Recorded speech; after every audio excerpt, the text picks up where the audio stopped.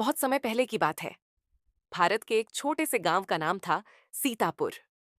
ये गांव हरे भरे खेतों, कच्ची पक्की गलियों और साधारण जीवन शैली के लिए प्रसिद्ध था। गांव में ज्यादातर लोग किसान थे।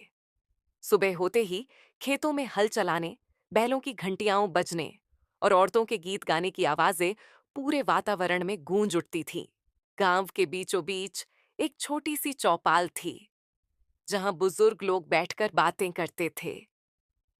चौपाल के सामने ही एक पक्की दुकान बनी हुई थी। ये दुकान थी रामलाल की किराने की दुकान। रामलाल की दुकान गांव वालों के लिए बहुत महत्वपूर्ण थी, क्योंकि गांव से बाहर कस्बा कई कोस दूर था। तेल, आटा, दाल, नमक, गुड़, चीनी, सब कुछ लोग रामलाल की दुकान से ही खरीदते। गांव में उसका बहुत नाम था। रामलाल पहले ईमानदारी से व्यापार करता था। वह ग्राहकों को सही तौल देता, साफ सुथरा सामान बेचता और सभी से मीठा बोलता। इसी वजह से लोग उसे बहुत मानते थे। लेकिन वक्त के साथ उसके मन में लालच घर करने लगा। रामलाल अक्सर शाम को अपनी दुकान का हिसाब लगाता और सोचता, सारा दिन इतनी मेहनत करता हूं, पर फिर भी अमीर क्यों नहीं बन पाता? अगर इसी तरह चलता रहा तो सारी जिंदगी दुकानदारी में निकल जाएगी। मुझे जल्दी अमीर बनना है। उसका मन अब ईमानदारी से ज्यादा धोखे की ओर भटकने लगा। एक दिन उसने आटे के बोरे में थोड़ी सी मिट्टी मिला दी। उसने सोचा, कौन पहचान पाएगा? थोड़ा सा मिलाने से तो वजन बढ़ जाएगा और मुझे ज्यादा मुनाफा मिलेगा। दूसरे दिन उसने दाल में छोटे छोटे कंकड़ डाल दिए। तीसरे दिन उसने चीनी में पानी छिड़ककर उसे भारी बना दिया। धीरे धीरे यह उसकी आदत बन गई। तौलने के तराजू में भी वह एक तरफ का बाट हल्का रख देता, ताकि ग्राहक को हमेशा कम सामान मिले। शुरुआत में किसी को पता नहीं चला। लोग सोचते कि शायद मौसम की वजह से दाल में कंकड़ आ गए या चीनी में नमी आ गई। लेकिन समय बीतने पर सबको शक होने लगा। एक दिन किसान गंगाराम ने अपनी पत्नी से कहा, सुनो, ये देखो, दाल में आधे से ज्यादा कंकड़ है। ये तो धोखा है। मैं कल रामलाल से बात करूंगा। दूसरे किसान भोलाराम बोला, हाँ भाई, मेरे साथ भी यही हुआ। मैंने 5 किलो आटा लिया था, लेकिन जब घर आकर तौला तो सिर्फ 4 किलो 800 ग्राम निकला। कहीं ना कहीं रामलाल गड़बड़ कर रहा है। धीरे धीरे गांव के सभी लोगों के बीच यह चर्चा फैलने लगी। गांव का सबसे समझदार और ईमानदार इंसान था रघुनाथ दास, जो पंच भी था। सफेद दाढ़ी, शांत चेहरा और गहरी आंखों वाला यह बुजुर्ग सबका सम्मान पाता था। एक दिन चौपाल पर लोगों ने उससे शिकायत की।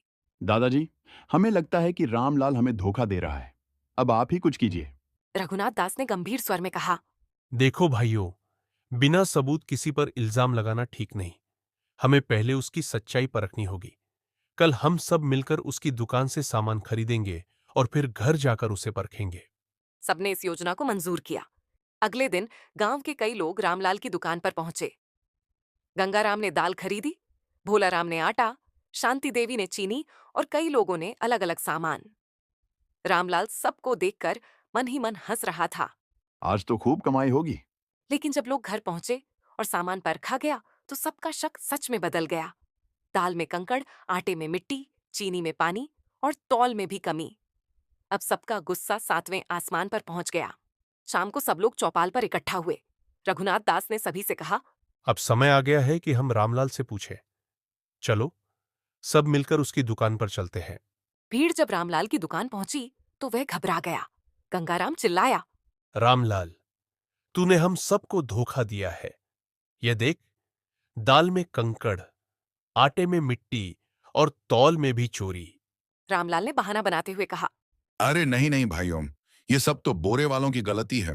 मैंने तो जैसा आया वैसा ही बेचा। लेकिन रघुनाथ दास ने दृढ़ स्वर में कहा, रामलाल, सच छुप नहीं सकता। हम सबने परखा है। तेरा लालच अब सबके सामने आ गया है। आज से कोई भी तेरी दुकान से सामान नहीं खरीदेगा। गांव वालों ने जोर से कहा। हाँ, अब हम इस धोखेबाज से कुछ नहीं लेंगे। रामलाल चुपचाप खड़ा रह गया। उसकी आंखों में डर और पछतावा दोनों झलक रहे थे।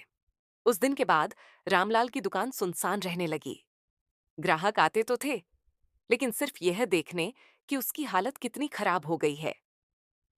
गांव वाले अब दूर कस्बे से सामान लाने लगे। भले ही मुश्किल होती, लेकिन सबने ठान लिया कि अब रामलाल से नहीं खरीदेंगे। रामलाल की कमाई बंद हो गई। घर का खर्च चलाना मुश्किल हो गया। कुछ ही महीनों में उसका घर उजड़ने लगा। पत्नी भी कहती, मैंने तुम्हें हमेशा समझाया था कि ईमानदारी से काम करो, लेकिन तुम्हारे लालच ने सब बर्बाद कर दिया। रामलाल चुप रहता। अब उसके पास जवाब ही नहीं था। दिन बीतते गए। कभी समृद्ध रहने वाला रामलाल अब गरीबी की मार झेलने लगा। दुकान में पड़े अनाज सड़ने लगे। लोग उसके घर की ओर देखना भी पसंद नहीं करते थे। बच्चे स्कूल जाते समय कहते, देखो, यही है वह लालची दुकानदार। रामलाल यह सुनकर अंदर ही अंदर टूट जाता। एक दिन भूख प्यास से बेहाल रामलाल मंदिर के सामने बैठा था। उसकी आंखों से आंसू बह रहे थे। तभी वहां रघुनाथ दास आए। उन्होंने रामलाल को देखा और बोले, रामलाल, यह हाल क्यों हुआ? तू तो कभी ईमानदार दुकानदार था। रामलाल ने रोते हुए कहा, दादाजी, यह सब मेरे लालच का नतीजा है। मैं जल्दी अमीर बनना चाहता था, लेकिन आज सब कुछ खो बैठा हूं। कृपया मुझे माफ कर दीजिए। रघुनाथ दास ने शांत स्वर में कहा, रामलाल, गलती इंसान से ही होती है। अगर सच में पछता रहा है तो ईमानदारी से काम शुरू कर। लोगों का विश्वास ही सबसे बड़ा धन है। वही खोया है तो वही वापस पाना होगा। रामलाल ने निश्चय किया कि अब वह कभी धोखा नहीं देगा। उसने गांव के सामने सबको बुलाया और हाथ जोड़कर कहा, भाइयों बहनों, मैंने आप सबको धोखा देकर बहुत बड़ी गलती की। मैं वचन देता हूं कि अब से कभी बेईमानी नहीं करूंगा।